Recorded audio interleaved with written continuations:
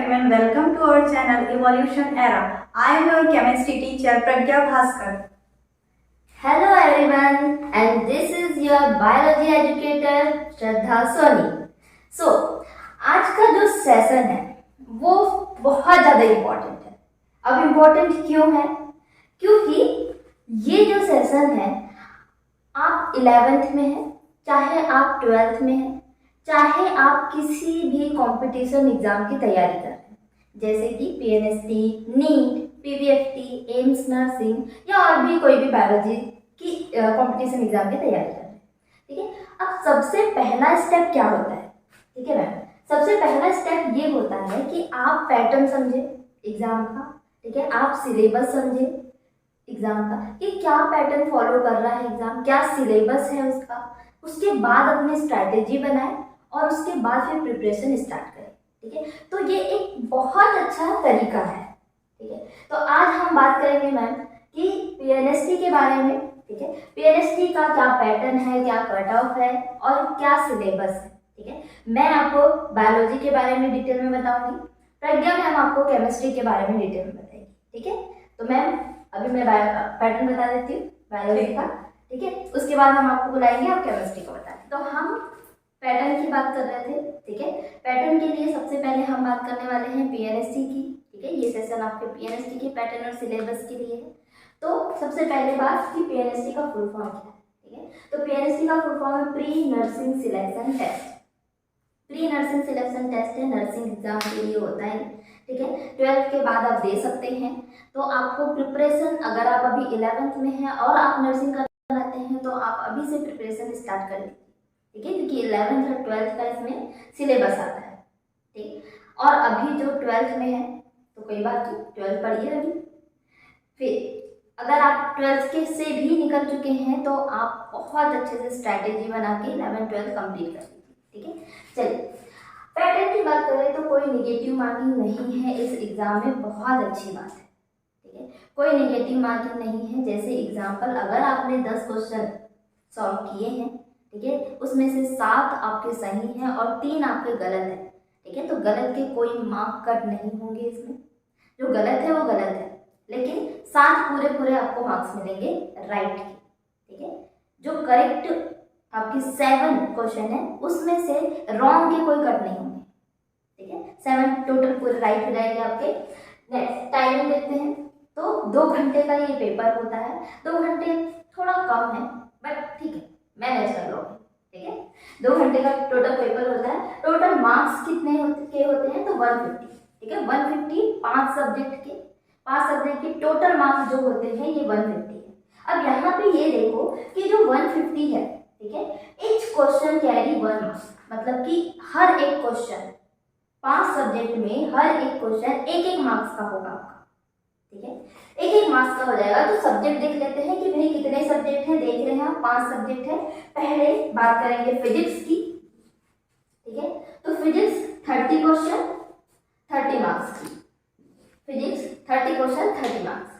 Okay, तो physics आपके 30 question 30 marks के हैं, ये हमने देख लिए.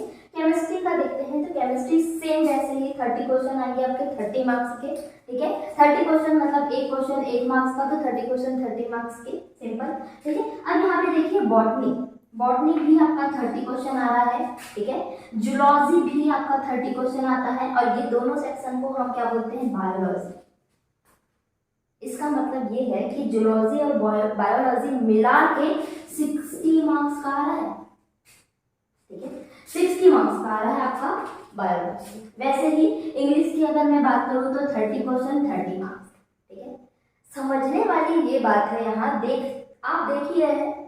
ठीक है, कि सबसे ज्यादा वेटेज पूरे सिलेबस में, पूरे सब्जेक्ट में अगर मैं बात करूँ तो सबसे ज्यादा वेटेज आपका किसका है, बायोलॉजी में. ठीक है, बायोलॉजी में है. अब यहाँ पे देखिए कि भाई सब बोलते हैं बायोलॉजी बहुत इजी है, हम तो कर लेंगे. ठीक है, तो बहुत इजी है, इसका फायदा उठाइए. कैसे फायदा उठाएंगे कि भाई 60 पे 60 मार्क्स ले आइए. अगर यहाँ पे आप 60 नंबर का पूरा बायोलॉजी बना दे रहे हैं, ठीक है, तो यहाँ पे आपको फिजिक्स और केमिस्ट्री में ज्यादा मेहनत करने की जरूरत नहीं है. ठीक है, मुझे पता है बायोलॉजी इजी है, सबका हो जाएगा, सब बहुत अच्छे से कर लेंगे. और फिर मैं तो हूँ, ठीक है। चलिए, तो ये है आपका पैटर्न पूरे पीएनएसटी का। अब हम बात करेंगे इसके बाद सिलेबस की, ठीक है।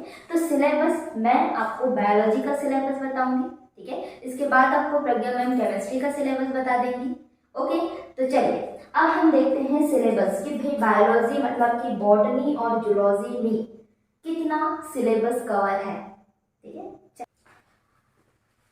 तो पैटर्न की बात हो चुकी है, ठीक है। अब आती है बारी सिलेबस की। तो जैसे कि मैंने कहा कि मैं आपको बायोलॉजी सिलेबस का पूरी इंफॉर्मेशन दूंगी, तो ठीक है। बायोलॉजी में हम बॉटनी और जूलॉजी पढ़ते हैं, तो सबसे पहले हम बॉटनी के सिलेबस की बात कर लेते हैं, ठीक है। चलिए, ये है पूरा सिलेबस, ठीक है। मैंने हिंदी में अलग कर दिया है और इंग्लिश में अलग कर दिया है, तो हिंदी मीडियम वाले आपको भी कोई प्रॉब्लम नहीं होनी चाहिए और इंग्लिश मीडियम वाले आप लोग को भी कोई प्रॉब्लम नहीं होनी चाहिए, ठीक है। चलिए स्टार्ट करते हैं। पहला बॉटनी का सिलेबस देख रहे हैं। फर्स्ट चैप्टर आपको पढ़ना है जीव जगत, ठीक है, जिसको इंग्लिश में लिविंग वर्ल्ड बोलते हैं।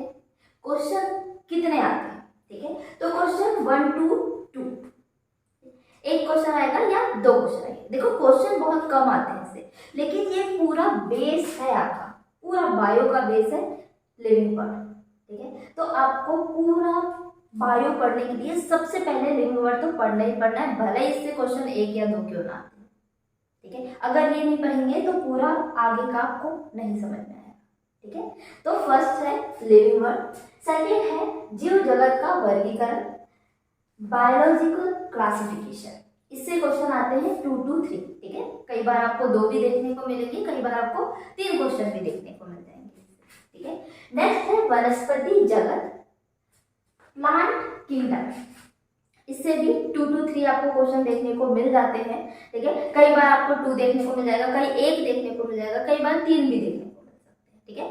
तो अगर हम ऐसे मिनिमम लगा ले तो 2 to 3 क्वेश्चन आपको प्लांट किंगडम से देखने को मिल जाएगा, ठीक है। नेक्स्ट है पुष्पी पादपों का शरीर, ठीक है, जिसको मॉर्फोलॉजी ऑफ फ्लावरिंग प्लांट। यहाँ पे एनाटॉमी भी है, ठीक है। मॉर्फोलॉजी के साथ साथ आपको एनाटॉमी भी पढ़नी पड़ेगी, जो 1 से 2 क्वेश्चन आएंगे, ठीक है, कोई टेंशन नहीं है। फिर नेक्स्ट है कोशिका, सेल बायो। इससे भी 2 to 3 क्वेश्चन आएंगे आपके, ठीक है। अब देखो सेल बायो बहुत अच्छे से पढ़ लेना, क्योंकि अगर आप सेल बायो पढ़ोगे ना तो आपको इधर जो आपके जेनेटिक है, मॉलिक्यूलर बायोलॉजी है, उसमें बहुत हेल्प मिल जाएगी, ठीक है। तो सेल बायो से 2 to 3 क्वेश्चन आने वाले हैं। नेक्स्ट है कोशिका चक्र, सेल साइकिल। इससे भी 2 to 3 आपको क्वेश्चन देखने को मिल जाएंगे, ठीक है। बहुत इंपॉर्टेंट हो जाता है पीएचडी में सेल साइकिल, कोशिका चक्र से बहुत क्वेश्चन आ जाते हैं, ठीक है, बहुत अच्छा है।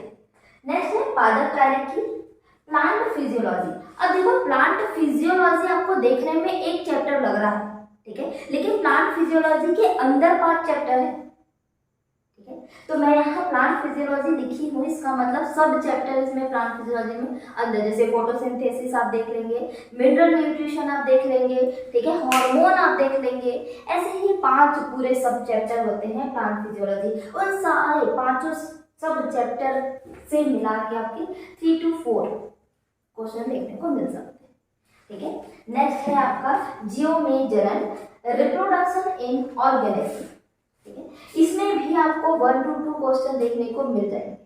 नेक्स्ट है आपका पुष्पी पादपों में लैंगिक जनन, sexual reproduction in flowering plant, ठीक है। इसमें आपको 3 to 4 क्वेश्चन देखने को मिलते हैं पीएनएसटी, ठीक है। तो एक तो सेल साइकिल, दूसरा है आपका sexual reproduction in flowering plant.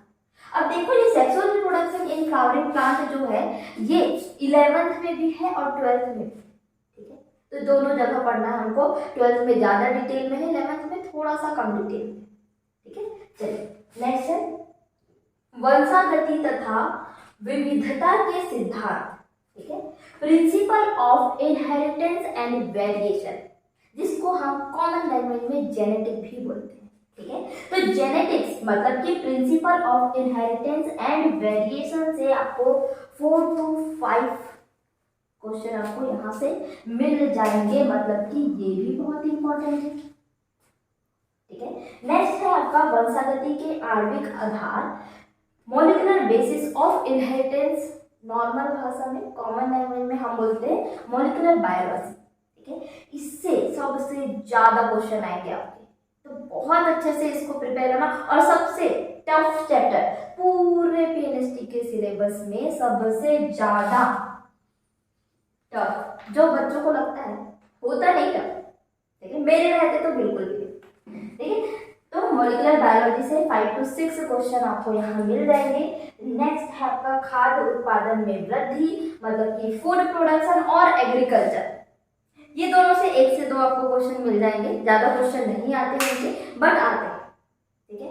तो अगर आप बोलो कि मैम इनमें से आप मुझे ये बता दो कि कौन कौन से चैप्टर को हम सबसे अच्छे से तैयारी करें, ठीक है, तो सबसे अच्छे से तैयारी करने के लिए आपको यहाँ पे देखना पड़ेगा कि आप प्लांट किंगडम को अच्छे से तैयार कर सकते हैं, बायोलॉजिकल क्लासिफिकेशन को अच्छे से तैयार कर सकते हैं, ठीक है, सेल बायो को अच्छे से तैयार कर सकते हैं, सेल साइकिल को अच्छे से तैयार कर सकते हैं, ठीक है। और प्लांट फिजियोलॉजी में मैं आपको बताऊंगी यहाँ पे फोटोसिंथेसिस को आप अच्छे से तैयार कर सकते हो, ठीक है। तो प्लांट फिजियोलॉजी के 5 सब चैप्टर मैंने आपको बताया है, उसमें से आप फोटोसिंथेसिस बहुत अच्छे से तैयार कर सकते हो। नेक्स्ट है आपका sexual reproduction in flowering plant, ठीक है, और जेनेटिक और मोल बायो तो है ही है, ठीक है। तो टोटल आपके 1 2 3 4 5 6 7, ठीक है, 7 चैप्टर तो बहुत अच्छे से तैयार कर ही लो मेरी मानो तो, ठीक है। ये 7 जो चैप्टर है वो बहुत अच्छे से तैयार कर लो, क्योंकि क्वेश्चन इन्हीं से आएंगे, इनसे भी आते हैं। ऐसा नहीं है कि आपको ये 7 चैप्टर मैम ने बता दी मैं 7 चैप्टर कर लूंगी या कर लूंगा, ठीक है, बाकी के छोड़ो, ऐसा नहीं है। आपको सब तैयार करना है, लेकिन सबसे अच्छा जो आपका होना चाहिए, ठीक है, वो ये 7 चैप्टर।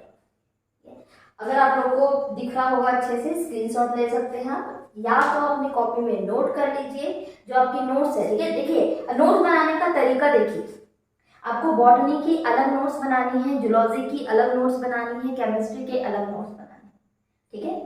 तो बॉटनी की जो नोट्स है उसका सबसे फर्स्ट पेज में आप सिलेबस लिख लीजिए सबसे पहले, और जो जो कवर होते जाता है रिवीजन के लिए बहुत अच्छा है, ठीक है, जो जो कवर होते जाता है उसमें टिक मार्क कर दें, ठीक है। तो ये रहा आपका बॉटनी का सिलेबस, एक बार और अच्छे से देख लीजिए, और जो जो मैंने आपको टिक मार्क करवाए हैं कि भाई कौन से सबसे अच्छे तैयार करने हैं, ठीक है, उसको भी बहुत अच्छे से आप तैयार कर लें, ठीक है। बाकी का हम एक डिटेल में पढ़ेंगे, ठीक है। हमारी जो क्लासेस है वो 1 अक्टूबर से स्टार्ट होने वाली है, ठीक है। तो यहाँ पे जितने भी मैंने आपको चैप्टर्स बताए हैं पूरा एक डिटेल में हम जाएंगे, ठीक है। लैंग्वेज की कोई प्रॉब्लम नहीं है, जैसे यहाँ बाय लैंग्वेज यूज किया गया है हिंदी इंग्लिश, वैसे ही आपके क्लास में भी हिंदी इंग्लिश प्रॉपर यूज हो, ठीक है। चलिए इसके बाद ये तो रहा बॉटनी का सिलेबस, इसके बाद हम डिस्कस करेंगे जूलॉजी का सिलेबस, ठीक है। चलिए तो अभी तक हमने बॉटनी के सिलेबस की बात किए हैं, ठीक है। अब हम जूलॉजी के बारे में बात करेंगे कि भाई जूलॉजी में कितना सिलेबस है, ठीक है। हाँ तो नो डाउट बॉटनी से थोड़ा सा ज़्यादा दिख रहा होगा आपको, लेकिन बिल्कुल टेंशन मत लो, जूलॉजी ज़्यादा नहीं है ना, जूलॉजी बहुत कम है, ठीक है। चलिए आते हैं जूलॉजी का। सबसे पहले प्राणी जगत पढ़ना है आपको, ठीक है। वहाँ पे जैसे आपने पादप जगत पढ़ा था, ठीक है, वैसे ही यहाँ पे आपको प्राणी जगत मतलब कि एनिमल किंगडम देखना है, ठीक है। अब यहाँ पे देखो एनिमल किंगडम जो जूलॉजी की बात करें तो इम्पोर्टेंट हो जाता है, 3 to 4 क्वेश्चन आपको एनिमल किंगडम से मिल जाएंगे, ठीक है। तो फिर पढ़ना जरूरी है, फाइलम्स के बारे में हम यहाँ पढ़ेंगे, ठीक है। तो एनिमल किंगडम 3 to 4 क्वेश्चन यहाँ पे मिल जाएंगे। नेक्स्ट आता है प्राणियों में संरचनात्मक संगठन, ठीक है, structural organisation in animal, question आते हैं 2 to 3, ठीक है।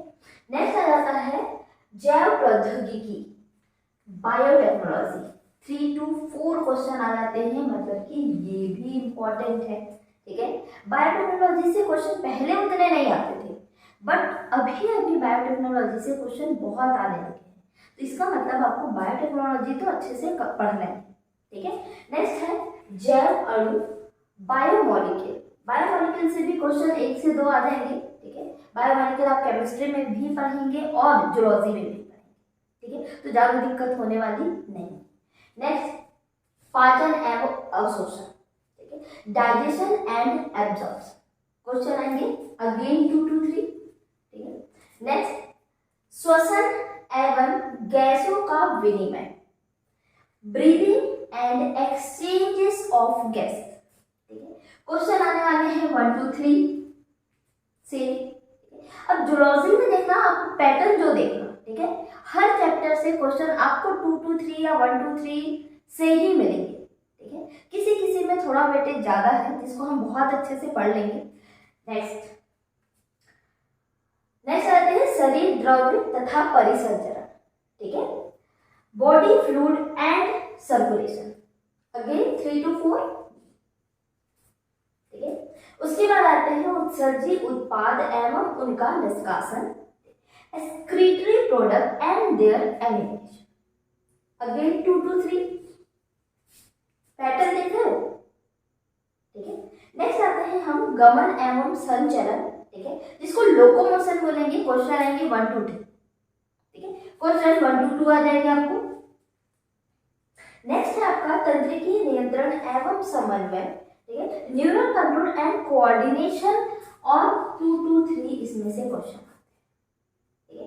नेक्स्ट आ जाएगा आपका रासायनिक समन्वय तथा एकीकरण, केमिकल कोऑर्डिनेशन से भी 2 to 3 आपके क्वेश्चन आ रहे हैं।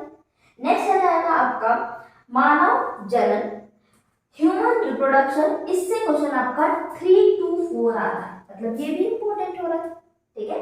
नेक्स्ट है आपका विकास, ठीक है, इवोल्यूशन से 2 to 3 क्वेश्चन आने वाले हैं आपके। उसके बाद आता है मानव स्वास्थ्य एवं रोग, ठीक है, ह्यूमन हेल्थ एंड डिसीज, बहुत इंपॉर्टेंट, डिसीजों के बारे में अलग से नोट्स बना लेना, ठीक है। जो जितने भी आपके चैप्टर है इसमें सब में थोड़े कोई ना कोई डिसीज होते हैं, ठीक है। मेरी मानो तो डिसीज के लिए अलग से आप एक नोट्स बना लेना, सारे चैप्टर की डिसीज एक हम वैसे ही आपको प्रिपेयर करवाएंगे, ठीक है। पूरी डिसीज का मैं एक अलग से लेक्चर लूंगी, वैसे जहाँ पे जो डिसीज है वहां पे भी पढ़ाएंगे, लेकिन डिसीज के लिए हम अलग से एक और लेक्चर ले लेंगे जिससे आपको पूरा मिक्सचर मसाला एक जगह मिल जाए, ठीक है। तो अब आप बोलोगे मैम इम्पोर्टेंट क्या है? इम्पोर्टेंट वैसे सब है, ठीक है, लेकिन थोड़ी ज्यादा मेहनत हमें कहाँ करनी पड़ेगी? एनिमल किंगडम में, पहला बायोटेक्नोलॉजी में, ठीक है, बायोमोलिक्यूल में, ठीक है, क्योंकि केमिस्ट्री और जूलॉजी दोनों का पार्ट है इसलिए हम मेहनत कर लेंगे थोड़ी सी, ठीक है। नेक्स्ट है आपका, ये सब तो पढ़ेंगे डाइजेशन वगैरह ना, बॉडी फ्लूइड और सर्कुलेशन, ये भी, ठीक है।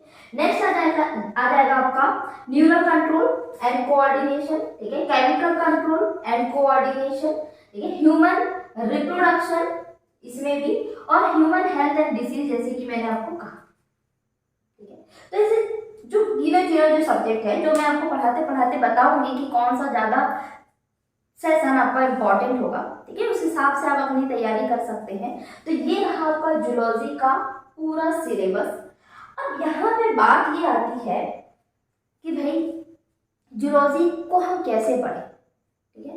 तो देखना जूलॉजी में बहुत ज़्यादा हम डायग्रामेटिक बेस्ड जाएंगे कि भाई डायग्राम से बहुत ज़्यादा समझने की हम कोशिश करेंगे, ठीक है। बहुत इजीली आप समझ सकते हो हर चीज़ को, एक एक चीज़ को मैं डिटेल से आपको करवा दूंगी, आपको बिल्कुल टेंशन लेने की जरूरत नहीं है, ठीक है। तो बायोलॉजी जो पोर्शन है जो 60 मार्क्स का आपका आ रहा है, जिसमें बॉटनी और जूलॉजी दोनों इन्वॉल्व है, ठीक है, वो हम एकदम तगड़ा करके रहेंगे ताकि आपको 60 में 60 मार्क्स मिल जाए, ठीक है।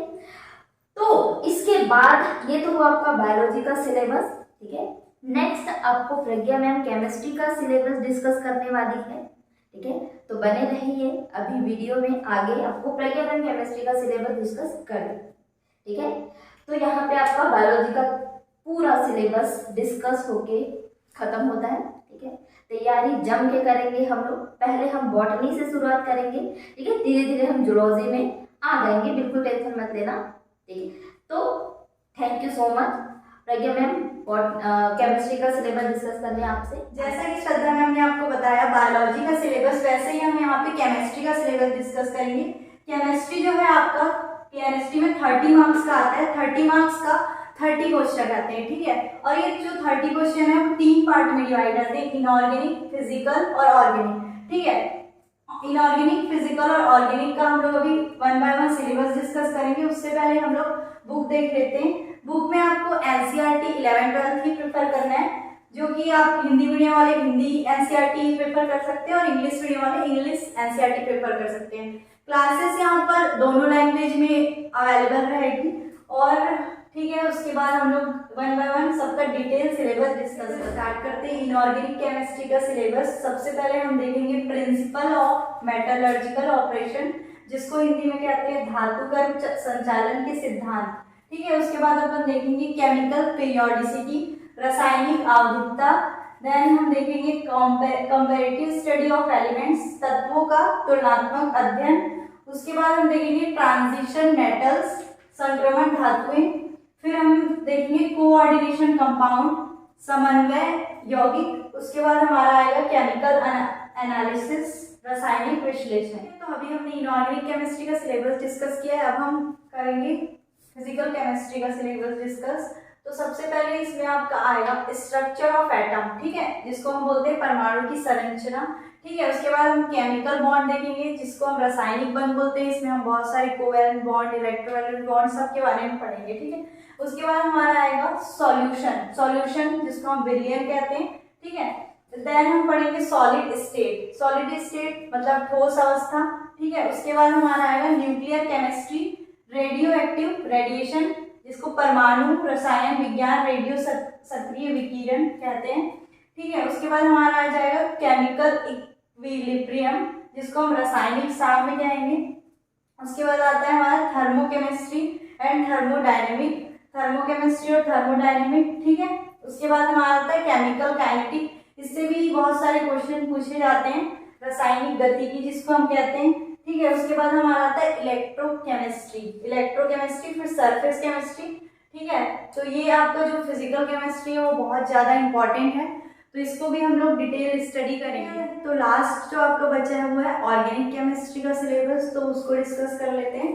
तो इसमें आपको सबसे पहले molecular formulas of organic compound हम देखेंगे, जिसको हम कहते हैं आणविक सूत्रों की गणना, ठीक है। उसके बाद हम लोग सारे हाइड्रोकार्बन्स के बारे में पढ़ेंगे, जैसे कि एल्काइन, एल्कीन, बेंजीन, उसके प्रॉपर्टी, प्रिपरेशन और यूजेस के बारे में, ठीक है। उसके बाद हमारा मोस्ट इंपॉर्टेंट जो रहता है ऑर्गेनिक में नॉमेनक्लेचर, ठीक है, जिसको नामकरण बोलते हैं, तो उसके बारे में पढ़ेंगे हम। उसके बाद हमारा आएगा पॉलीमर्स, ठीक है, पॉलीमर्स में।